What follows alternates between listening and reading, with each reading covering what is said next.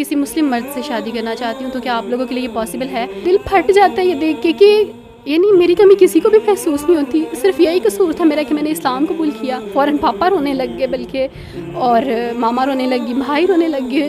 अस्सलाम वालेकुम everyone, welcome back in other video. तो कैसे हैं आप सब? खूबसूरत सब बहुत अच्छे से होंगे, मज़े में होंगे। तो आप सबके तरफ से अल्हम्दुलिल्लाह हम सभी बहुत अच्छे हैं।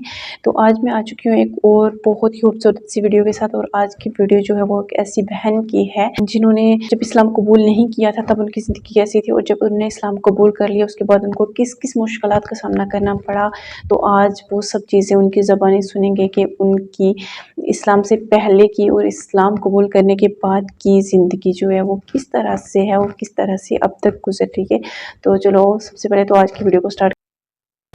आज मैं आपकी मुलाकात एक ऐसे मिसाली शादीशुदा जोड़े से करवाने जा रहा हूँ। मेरे इस जानिब जो हमारी बहन बैठी हैं, इन्होंने कुछ अरसा कबल इस्लाम कबूल किया है। इनकी बेटी भी है और दूसरी जानिब इनके खामद शेख अहमद इनका नाम है जी। और इनसे जानने की कोशिश करते हैं कि इस्लाम कब कबूल किया और इन्हें मुश्किलात क्या रहीं। और एक और भी सवाल जो इनसे पूछा जाएगा वो ये कि जब जो कोई न्यू मुस्लिम दार इस्लाम में दाखिल होता है, जब कोई न्यू मुस्लिम को मुश्किलात क्या पेश आती हैं, और इसके साथ साथ उनकी जो तालीम और तरबियत है वो कौन करता है, और कितने इदारे जो है न्यू मुस्लिम की तालीम और तरबियत के लिए काम कर रहे हैं। अस्सलाम वालेकुम जी। वालेकुम अस्सलाम व रहमतुल्लाह। सबसे पहले मुझे ये बताइए कि क्या आप जबरी तौर पे मुसलमान हुई? नहीं, अल्हम्दुलिल्लाह ये मेरी अपनी मर्ज़ी थी, बल्कि मैं कहती हूँ मेरी किस्मत है कि मैंने इस्लाम कबूल किया। अल्हम्दुलिल्लाह ये मेरे अल्लाह का फ़ज़ल है। कितना अरसा कबल आपने मुसलमान हुई, और वो ज़रा कहानी ज़रा बता दीजिए मुख्तसर से। मैंने आज से 3 साल पहले इस्लाम कबूल किया अल्हम्दुलिल्लाह। और मैं CSS कर रही थी। CSS के दौरान अल्हम्दुलिल्लाह अल्लाह पाक ने मुझे ये तौफ़ीक दी कि मैं इस्लाम कबूल करूँ। तो डिसाइड तो ये हुआ था कि हम CSS करने के बाद अनाउंस करेंगे कि मैंने इस्लाम कबूल कर लिया। पर अल्लाह पाक के पैगाम और अल्लाह पाक के जो प्लानिंग्स हैं वो कुछ और होती हैं। तो मेरी फ़ैमिली को जल्दी पता चल गया कि मैंने इस्लाम कबूल किया है। अल्हम्दुलिल्लाह कलमा मुझे वारिस मामू ने पढ़ाया, और वारिस मामू का आपको पता है कि हकूकुल नास वेलफेयर फाउंडेशन जो है वो वारिस मामू के अंडर है। क्या कहानी थी, कैसे आप जब घर आई तो घर वालों को कैसे बताया, किसने बताया कि जी हमारी बच्ची जो है वो मुसलमान हो चुकी है?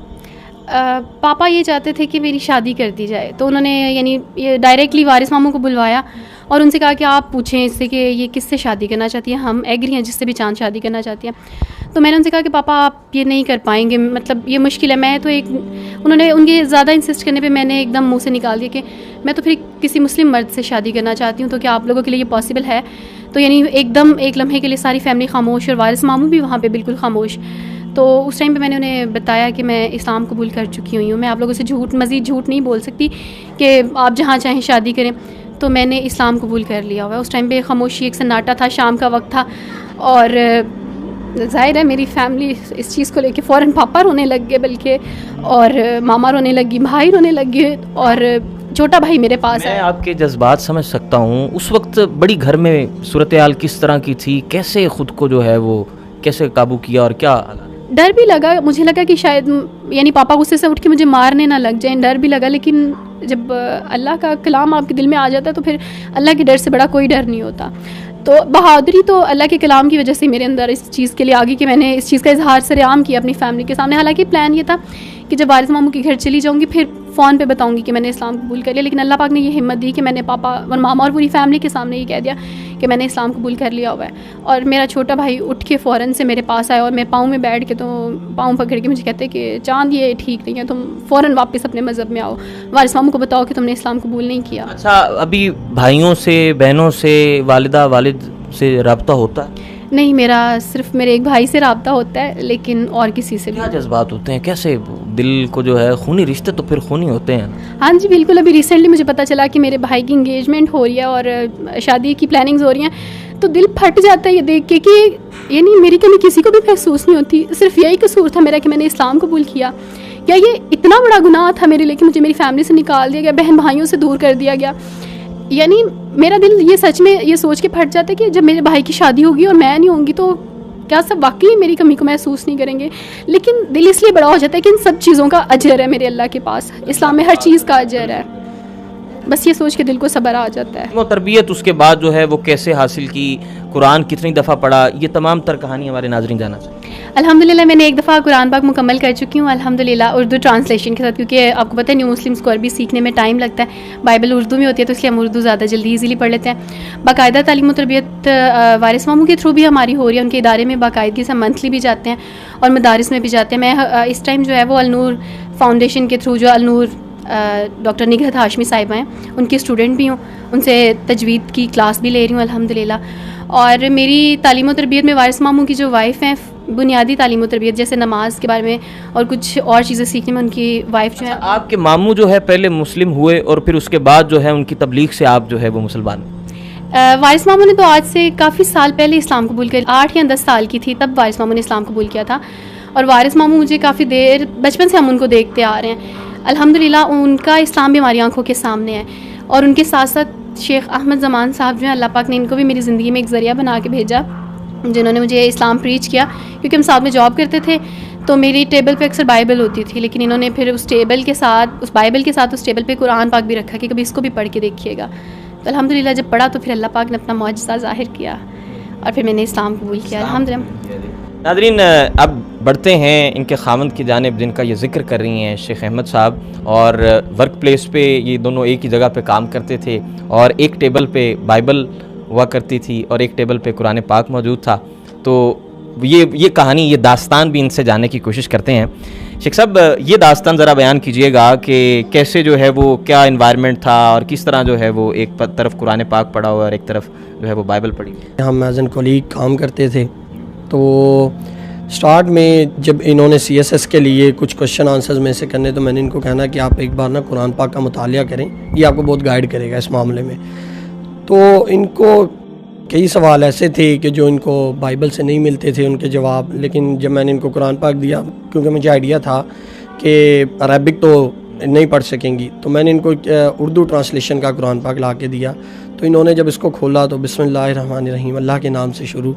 उस वक्त ही इनका दिल एक बार हिल गया और इन्होंने उस वक्त ही बंद कर दिया उसको कि नहीं, मैं इसको नहीं दोहरा नहीं सकूँगी, पढ़ नहीं सकूँगी। लेकिन अल्हम्दुलिल्लाह उसके बाद आहिस्ता आहिस्ता इन्होंने उसको रीड करना शुरू किया और अल्लाह पाक ने फ़ज़ल किया कि ये दायरा इस्लाम में दाखिल होगी। दायरा इस्लाम में दाखिल होगी। अब इनकी एलिया की जानिब बढ़ते हैं। मुझे ये बताइए, मुश्किलात क्या रहीं आपके घर वालों के लिए? कितना मुश्किल था इस हकीकत को जो है वो एब्जॉर्ब करना?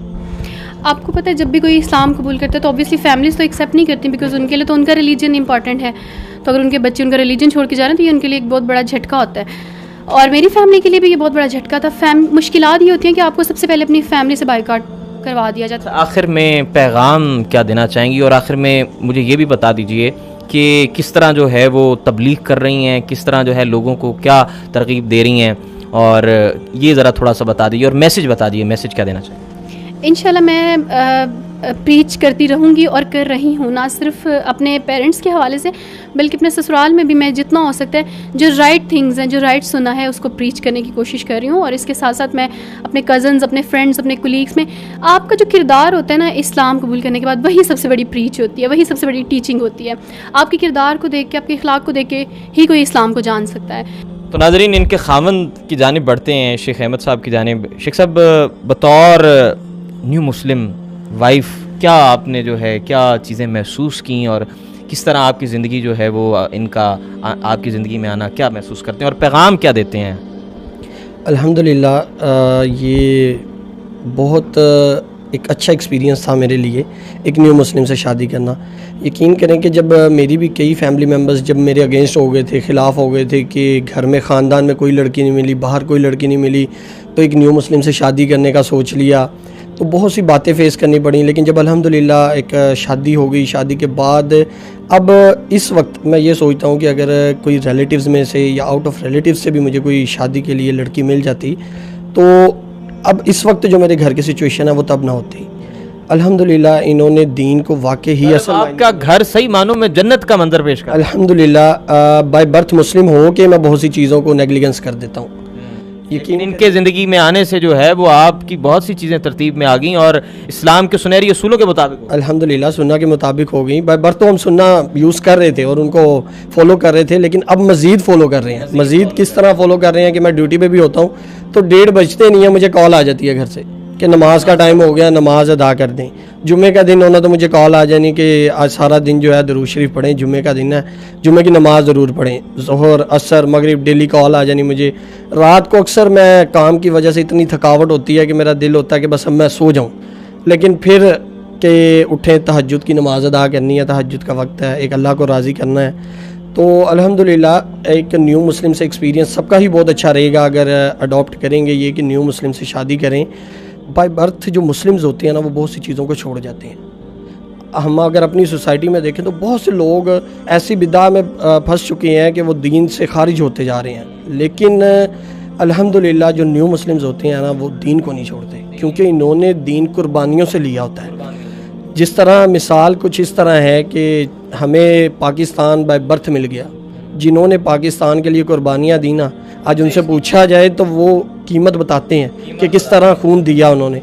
तो इसी तरह एक बार अगर इनसे पूछा जाए ना कि इन्होंने इस्लाम कैसे हासिल किया, तो फिर पता चलता है कि हम तो अल्हम्दुलिल्लाह बाय बर्थ मुस्लिम हैं, हमें तो ये कुछ करना ही नहीं पड़ा। अगर ये करना पड़ता तो हम भी उसी तरह सुन्ना को फॉलो करते जिस तरह ये करते हैं। तो इसलिए मेरा सबको पैगाम ये है कि कभी ये ना सोचें कि किस मज़हब से आया है और कहाँ से आया है, किस तरह। आप ये देखें कि उसने अल्लाह के रसूल की दावत को, अल्लाह के दीन को अपनाया है, तो आप उसको अपनाएं और यकीन करें कि जब आप उसे अपनाएंगे तो आपकी ज़िंदगी बहुत बदल जाएगी, अल्लाह की तरफ से बदल जाएगी। मेरा तो यही पैगाम है सबके लिए कि बस अल्लाह के रसूल की फरमाबरदारी करें, अल्लाह के दीन पर चलें और नाफरमानी से दूर रहें। बस बहुत शुक्रिया जी। नाजरीन, शेख अहमद और उनकी अहलिया हमारे साथ मौजूद थे और बड़ी खुशगवार ज़िंदगी गुजार रहे हैं। आपने सुना भी शेख अहमद से कि न्यू मुस्लिम वाइफ और उनका इनकी ज़िंदगी में आ जाना, इनका घर जो है वो जन्नत का मंजर पेश कर रहा है। मज़ीद इसी तरह की स्टोरीज लेकर आपकी खिदमत में हाज़िर होते रहेंगे और अपनी राय का इजहार कमेंट सेक्शन में ज़रूर कीजिएगा। अपने मेज़बान अरसलान आज़म को इजाज़त दीजिए। अल्लाह ने। तो जी ये थी आज की बहुत ही खूबसूरत सी वीडियो। तो मिलते हैं नेक्स्ट एक न्यू वीडियो के साथ, तब तक के लिए अपना बहुत सारे ख्याल रखिए। और आज की वीडियो आपको कैसी लगी मुझे कमेंट सेक्शन में जाके कमेंट करके ज़रूर से बताएं। मिलते हैं नेक्स्ट एक न्यू वीडियो के साथ, तब तक के लिए अल्लाह हाफिज़।